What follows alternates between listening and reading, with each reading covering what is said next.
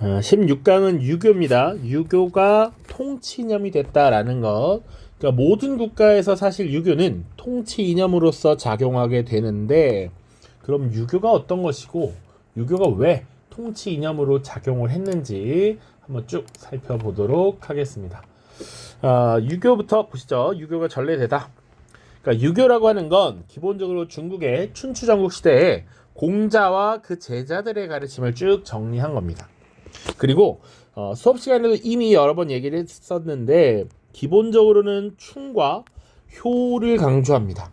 그러니까 공자가 가장 중요하게 여겼던 것 중에 하나가 바로 인이라고 하는 마음인데, 이 인의 발현이라고 하는 것이 충, 효 이런 것들로 연결이 되고, 그러다 보니 이 충이라고 하는 건 국가에 지금 충성을 다하는 것, 효라고 하는 건 사실은 가족 윤리로서 충분히 권할 만한 덕목이죠. 그러니까 요것을 잘 국가 내에 확산시키는 것이 이 가족 간에도, 그러니까 향촌 사회에서도 바람직한 덕목을 심고 국가에 충성하는 신하들을 기른다라는 측면에서 굉장히 유용했다라는 것이죠. 그래서 삼국 시대에도 이미 중국과 교류를 하면서 유교를 적극적으로 수용했다라고 하는 것 보시면 됩니다. 우리가 이미 13강, 14강에서 대외 관계를 봤었죠. 자, 그 대외 관계를 공부하면서 분명 조공, 책봉 관계를 유지했다. 그리고 그 과정에서 발달된 중국의 문물, 사상, 철학 이런 것들이 들어오게 되는 것이죠. 이 삼국은 모두 왕권을 강화하기 위한 측면에서 적극적으로 유교를 보급합니다. 자, 왕권을 강화한다라는 건 무슨 얘기냐? 충을 강조한다라고 했죠. 그래서 국가에 충성하는 신하들을 육성한다라고 보면 되죠. 신하, 관료를 육성한다 라는 의미입니다.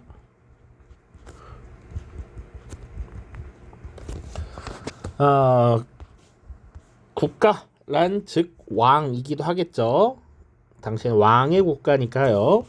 자, 그 다음 국가별로 실제 사례를 봅시다. 고구려 보시면 태학이라고 하는 것을 설립했다라고 하는 것이죠. 유학 교육기관입니다. 그래서 이 태학은 소수리망 때 처음 설립된 것으로 보고 있고요. 주로 귀족의 자제들에게 유교 경전을 교육했습니다. 지방에는 사실 경당이라고 하는 교육기관도 있어서 한학과 무술을 같이 배우도록 하기도 했습니다.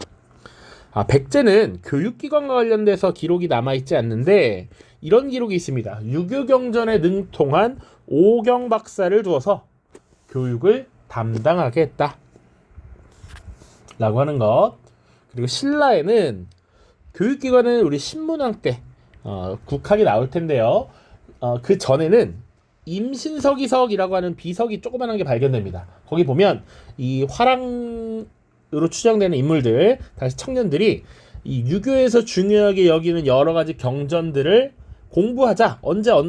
언제까지 이 책 마스터하자라고 서로 다짐을 한 내용이 있어요. 그래서 역시 신라에도 유교가 보급되었구나라는 걸 어느 정도 알 수가 있습니다. 여러분들 자료를 조금 더 볼 텐데, 여러분들 날개에 태학이라고 하는 교육기관이 있습니다. 소수리망 때 설립된 고구려의 교육기관, 유교 이념에 충실한 인재를 양성하기 위한 것이었다. 그리고 임신석이석 이렇게 생긴 겁니다. 이게 사실 실제 크기는 굉장히 크지 않다고 해요. 신라의 비석인데 임신년에 두 청년이 나라의 충성을 맹세하고 유교 경제를 열심히 공부할 것을 다짐했다라는 것이죠. 지금 삼국에서 유교가 확산되고 있다. 통일 이후에는 역시 왕권 강화와 국가체제 안정을 위해서 유교를 강조하게 되는데요. 신문왕 때 국학이라고 하는 교육기관을 설립해서 유교 경제를 가르쳤고, 국학 출신의 육두품 유학자들이 적극적으로 관직에 진출해서 누굴 견제하게 됩니까? 진골 귀족들을 견제하기도 했습니다. 신문왕 때부터 왕권이 강했을 때는 이 왕권을 넘보지 못하도록 진골 귀족 세력들을 억압했는데, 이때 육두품 유학자들을 적극적으로 후원하고 지금 지원했다라는 얘기죠. 자, 그리고 유교가 또 중요하게 여겨졌다라는 걸 볼 수 있는 사례로서 독서 3품과라고 하는 제도의 시행을 들 수 있습니다. 여기서 3은 세 개의 등급이란 얘기야. 3품은 세 개의 등급, 즉 상, 중, 하를 의미합니다. 그래서 독서의 결과를 상중하 세 개의 등급으로 평가했다라는 얘기죠. 유교경전의 이해수지를 시험하여 관리 선발에 활용했다라는 얘기입니다. 날개에 조금 더 설명이 있어요. 유교경전의 이해수지를 상중하의 3품으로 나누어 성적을 심사하고 결정하여 관리 등용에 활용했다라는 얘기 보십시오. 통일신라는 그랬고 발해는 어떠했느냐? 역시 유교를 중시해서 주자감을 설립했다. 유교 덕목을 육부의 명칭으로 삼았다. 우리 촬영 기준으로 지금 5월 1일입니다. 어제 성수고에서 시험을 봤죠? 요거 발해를 묻는 서술형으로 나왔었습니다. 뿐만 아니라 도당 유학생의 존재가 나타나죠. 당나라에 건너갔다라는 얘기야. 당나라의 빈공과에서 신라의 유학생과 주로 경쟁을 했대요. 빈공과라는 것 여기도 써있지만 외국인을 대상으로 봤던 과거 시험입니다. 혹시 육부의 명칭 어떤 것들이 있었느냐라고 하면 우리 발해를 공부할 때 다 다뤘는데 충, 부, 인, 부, 의, 부, 예부, 지부, 신부 이렇게 있었죠. 원래 당나라의 제도는 이호, 예병, 형공 이렇게 돼 있는데 그것을 유교적 덕목인 충인, 의, 지, 예신이라고 하는 명칭을 사용했다라고 하는 것 이렇게 보시면 되겠습니다. 지금 고대에 유학이 어떻게 유입되었고 어떻게 발달했는가 쭉 보는 것이고요. 그 다음 신라 통일 이후의 신라 다시 한번 좀 더 보도록 하겠습니다. 육두품 유학자 신라 사회의 개혁을 요구하다. 자, 왜 그러면 이런 주장이 펼쳐졌느냐를 봐야겠죠. 신라 말기는 분명히 사회적으로 혼란한 시기였습니다. 왜? 해공왕이라는 인물이 피살된 이후를 보통 신라 말 이렇게 표현합니다. 해공왕 피살 이후에 어떤 모습이 나타났다? 진골 귀족 간의 왕위 쟁탈전이 심화되었죠. 그러면서 왕권은 약화되고 진골 귀족의 영향력이 강해지고 있었다라는 얘기. 그리고 지방에 대한 통제력은 약화되면서 호족 세력이 성장했다. 이런 얘기를 했습니다. 당시에 진골 귀족이 득세하면서 소외받던 육두품들은 이거 잘못되었다라고 비판하면서 사회 개혁을 요구합니다. 특히 이들이 가장 지적했던 포인트는 개인의 능력보다 혈통을 더 중시하는 골품제에 대한 비판이었어요.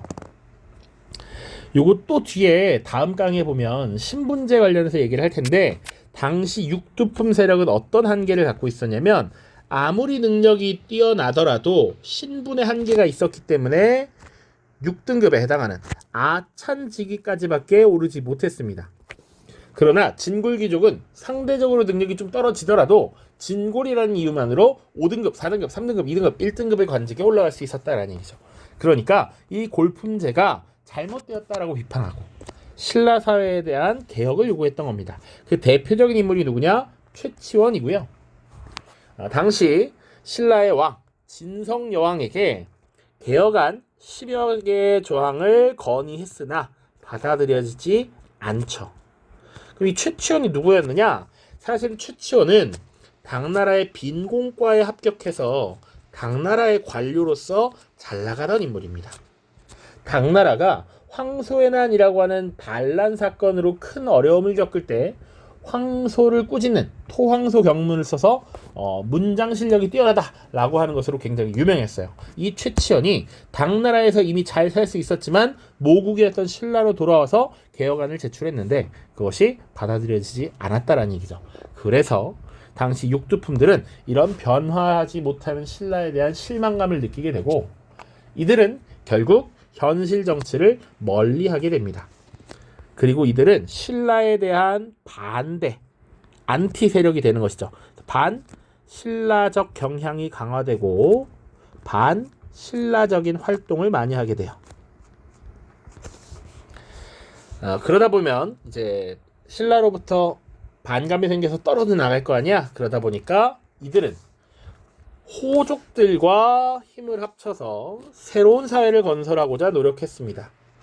그렇게 호족들과 힘을 합친 사람 중에 좀 잘 나갔던 게 견훤과 힘을 합쳤던 최승우라든지 고려에 협력했던 최언이라든지 이런 사람들 있죠. 다 신라 출신, 육두품 출신의 인물들입니다. 육두품의 선택은 가볍게 보시면 될 것 같습니다. 그 다음 보시죠. 고려시대의 유교. 자, 고려라고 하는 나라는 우리가 이전 강의에서 불교를 봤어. 생활에 굉장히 밀접한 사상이었다 이런 얘기했고요. 유교는 통치 이념으로서 지금 국가에 받아들여지기 시작합니다. 자, 유교의 통치 이념화 각각의 왕 보시면 태조 왕건은 유교의 민본 사상을 바탕으로 국가를 다스렸대. 국가의 근본은 백성이야. 그것을 보여주는 대표적인 사례가 뭐였냐면 후삼국을 통일한 직후에 세금을 감면시켜 주었습니다. 요 얘기 들어봤던 것 같지? 그때 무슨 얘기했냐면 백성들을 수취할 때, 세금을 거둘 때 도리가 있어야 한다, 법도가 있어야 한다라고 하는 취민유도. 일정 기간 세금을 면해주는 이런 모습을 보였고요. 광종 때는 과거제를 시행함으로써 유교적 소양을 갖춘 인재를 선발하고자 했습니다. 그것이 후주 출신, 중국에 후주라는 나라가 있었거든. 후주에 쌍기라고 하는 인물이 귀화해서 왔는데 이 쌍기의 건의를 받아들여서 과거제를 실시했다. 성종 때는 유학자였던 최승로의 건의를 받아들여서 유교 이념에 따라 통치 체제를 정비했죠. 최승로의 건의 몇 가지? 무려 지금 해야 할 일 28가지. 시무 28조. 기억하시면 되겠습니다. 그래서 고려라는 나라는 불교를 굉장히 중요시하긴 했지만 국가를 통치하는 과정에서 유교를 중요시 여겼어. 역시. 그래서 유학교육기관을 설립합니다. 교육을 장려해서 중앙교육기관으로서 개경에 국자감이라고 하는 교육기관을 설치했고요. 지방에는 향교를 설립했습니다. 역시 지금 유학교육을 진흥시키기 위한 교육기관을 만들었다라는 얘기입니다. 자, 심지어 요거는 국립교육기관인데 고려 중기부터는 사립교육기관이 등장합니다. 그래서 최충의 구제학당을 비롯한 사립학교 12개가 굉장히 융성했다라는 표현이 나와요. 이런 것과 관련해서 지금 날개 내용을 좀 볼게요. 자, 날개 7번의 국자감은 개경에 설치한 최고 국립교육기관이다. 그 안에 유학을 공부하는 학부와 기술을 공부하는 기술학부가 있었다. 뭐 이런 얘기 보시면 되고, 향교는 고려와 조선시대의 유학교육을 위해서 지방에 설립한 것이다 보시면 되고요. 사학시비도에 대해서 조금 더 얘기를 해야 될 것 같은데, 고려시대 개경에 있었던 12개의 사립교육기관입니다. 자, 최충이라는 인물이 처음으로 이제 문헌공도라고 하는 일종의 사립학교를 만들어요. 근데 이게 어떤 의미가 있냐면 최충은 원래 고려에서 과거 시험이 이루어졌을 때 평가하는 평가관이자 감독관이었어. 그러니까 과거 시험에 어떤 것들이 출제되는지 이런 걸 굉장히 잘 알아. 자, 그래서 일종의 쪽집게 강의를 한 것이죠.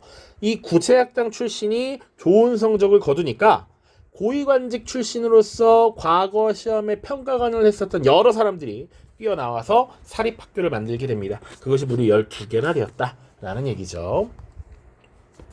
교육기관. 자, 그리고 유학이라고 하는 건 전통을 정리하는 걸 굉장히 중요시 여겨. 그래서 역사서를 편찬하는데 인종이라고 하는 왕, 우리 이자겸의 난 묘청의 서경천도운동의 당사자입니다. 인종 때 유교적 사관에 입각한 삼국사기라고 하는 역사책을 편찬하죠. 이 역사서는 김부식에 의해 편찬이 되었습니다. 자, 삼국사기와 관련해서는 뒷장에 특집에서 조금 더 살펴보겠습니다. 그리고 고려 말이 되면 성리학이라고 하는 학문이 전래됩니다. 안향과 이재현 등이 원에서 성리학을 공부했습니다. 그래서 고려의 소개. 그러니까 최초로 소개한 건 안향이고요. 성리학을 깊이 있게 전파한 건 이재현이라고 보시면 돼. 특히 이재현은 당시 원간섭기 충선왕 때 충선왕이 충열왕의 아들이고요. 몽골 원나라에 가서 결혼해서 거기서 몇 년 생활했단 말이야. 그 충선왕이 분명 몽골에 가서 만권당이라고 하는 일종의 도서관을 만듭니다. 이 만권당에서 활약을 하면서 원나라의 학자들과 굉장히 많은 교류를 합니다.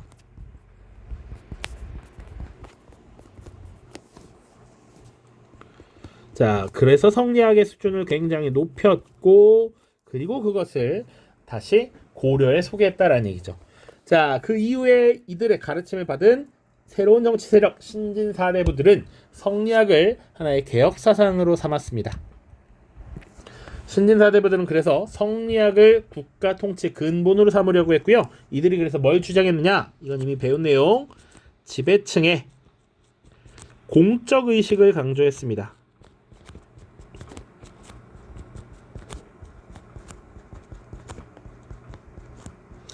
자, 그리고 정치 운영의 과정에서 합리적이어야 한다라는 것을 많이 얘기했죠. 이런 것들을 강조했다 정도 보시면 되겠네요.